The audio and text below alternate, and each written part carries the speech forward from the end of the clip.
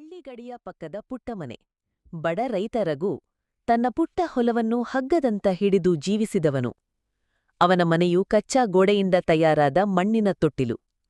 ಒಳಗೆ ಪತ್ನಿ ಮಾಲತಿ ಚುಕ್ಕಿ ಉರಿಯಲ್ಲಿ ಅಕ್ಕಿ ಬೇಯಿಸುತ್ತಿದ್ದಳು. ಮಕ್ಕಳಿಗೆ ಹಸಿವಾಗಿದ್ದರೂ ಮನೆಯ ಬಡತನವಾಯಿತು ಎಂದು ರಘು ಎಂದೂ ಕೊಂಚ ಬೇಸರಪಟ್ಟವನೂ ಅಲ್ಲ.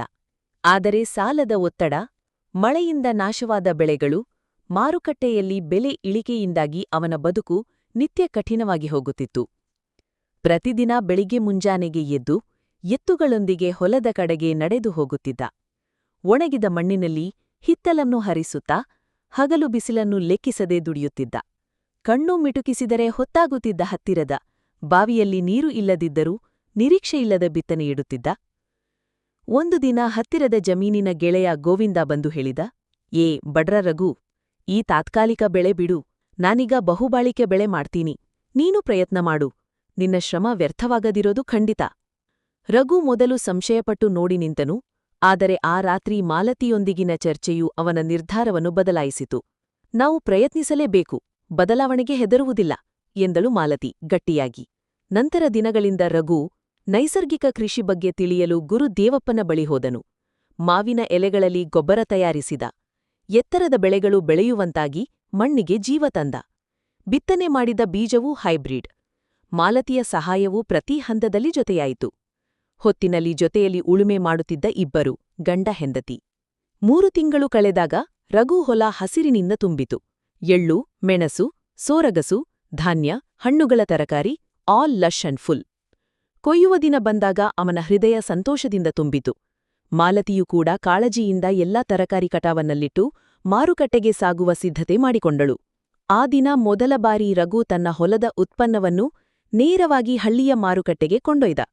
ಮಾರುಕಟ್ಟೆಯಲ್ಲಿ ಜನ ನೆಕ್ಕಿ ನೆಕ್ಕಿ ಬಂದರು. ಅಯ್ಯೋ, ಎಷ್ಟು ಚೆನ್ನಾಗಿ ಬೆಳೆದಿದೀಯಪ್ಪಾ, ಎಲ್ಲಿ ಇವು ಬೆಳೆದವು ಅಂತ ಕೇಳುತ್ತಾ ರಘುವಿನತ್ತ ನೋಡಿದರು. ಅವನ ತರಕಾರಿ ಕೊಳಚೆಯಿಲ್ಲದ ಶುದ್ಧವಾದವು, ನೈಸರ್ಗಿಕವಾದವು. ಒಂದೇ ದಿನದಲ್ಲಿ ಅವನು ಮಾರಾಟದಿಂದ ಹತ್ತಿರದ ಸಾಲ ತೀರಿಸಿದನು. ಇಡೀ ಹಳ್ಳಿ ಮಾತನಾಡಿದ್ದು ಅವನ ಬದಲಾಗಿದ ಬದುಕಿನ ಬಗ್ಗೆ. ಆದರೆ ಈ ಯಶಸ್ಸು ರಾಜಕಾರಣಿಗಳಿಗೂ ತಲುಪಿತು. ಶಾಸಕರು ಬಂದರು, ಧ್ವನಿ ರೆಕಾರ್ಡರ್, ಮಾಧ್ಯಮದೊಂದಿಗೆ. ರಘು, ನಮಗೆ ಬೆಂಬಲ ಕೊಡು, ನಿನಗೆ ಪ್ರಶಸ್ತಿ ಕೊಡ್ತೀವಿ, ಸಹಾಯ ಮಾಡ್ತೀವಿ ಎಂದರು. ಆದರೆ ರಘು ಕೈ ಮಡಿದು ಬುದ್ಧಿವಂತಿಕೆಯಿಂದ ಉತ್ತರಿಸಿದ, ನನ್ನ ಈ ಜಯ ರಾಜಕೀಯದ ಮೂಲಕ ಬಂದದ್ದಲ್ಲ ಸರ್, ಅದು ಶ್ರಮದಿಂದ. ನಾನು ನನ್ನ ಬೆಳೆ ನೋಡಿಕೊಳ್ಳೋದು ಸಾಕು, ನಿಮಗೆ ಬೆಂಬಲ ಕೊಡೋ ಕೆಲ್ಸ ನನಗೂ ಬೇಡ. ಈ ಮಾತುಗಳು ಊರಲ್ಲೇ ಹೊಸ ಚೇತನಕ್ಕೆ ಚಾಲನೆ ನೀಡಿದವು. ರಘು ಇನ್ನೂ ಹೆಚ್ಚು ಜಮೀನು ಬಾಡಿಗೆಗೆ ತೆಗೆದುಕೊಂಡನು. ಮಾರುಕಟ್ಟೆ ಸಂಪರ್ಕ, ಬೆಳೆಗಾರರ ತರಬೇತಿ, ಜೈವಿಕ ಕೃಷಿಯ ಮಾಹಿತಿ ಇವೆಲ್ಲವನ್ನೂ ಒಟ್ಟಿಗೆ ಸೇರಿಸಿ ಒಂದು ರೈತರ ಸಹಕಾರಿ ಸಂಘ ಆರಂಭಿಸಿದನು. ಮಾಲತಿ ಮಕ್ಕಳಿಗೆ ಶಿಕ್ಷಣ ಕೊಡಲು ಅಂಗನವಾಡಿ ಆರಂಭಿಸಿದಳು. ಚಿಕ್ಕ ಮಕ್ಕಳು ಅಲ್ಲಿ ಅಕ್ಷರ ಕಥೆಗಳನ್ನು ಕಲಿಯುತ್ತಿದ್ದರು. ಹಳ್ಳಿಯ ಮಹಿಳೆಯರು ಮಾಲತಿಯ ಬಳಿಯಲ್ಲಿ ಕೆಲಸ ಮಾಡುತ್ತಾ ಸ್ವಾವಲಂಬಿಯಾದರು. 5 ವರ್ಷಗಳಲ್ಲಿ ಹಳ್ಳಿ ತನ್ನ ಬದಲಾಗಿದ ರೂಪವನ್ನೇ ತೋರಿಸಿತು.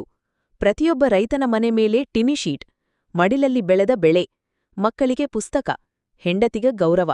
ರಘು ಹಾಗೆ ನಿಂತು ಆ ಹಳ್ಳಿಯನ್ನು ನೋಡುತ್ತಾ ಮಾಲತಿಯ ಕೈ ಹಿಡಿದು ನಿಶ್ಶಬ್ದವಾಗಿ ನಗುತ್ತಿದ್ದನು. ಯಾರೋ ಕೇಳಿದ್ರು, ಇಷ್ಟು ಯಶಸ್ಸಿನ ಗುಟ್ಟು ಏನ್ ರಘು? ಅವನು ಉತ್ತರಿಸಿದ, ಬದುಕಿನಲ್ಲಿ ಬಡತನಕ್ಕಿಂತಲೂ ಭಯಾನಕವಾದದ್ದು ಹೀನನಿಸಿಕೆ. ನಂಬಿಕೆ ಇರಬೇಕು. ನಾನು ನನ್ನ ಮಣ್ಣನ್ನು ನಂಬಿದ್ನಿ, ಅದು ನನಗೆ ಜೀವನ ಕೊಟ್ಟಿತು.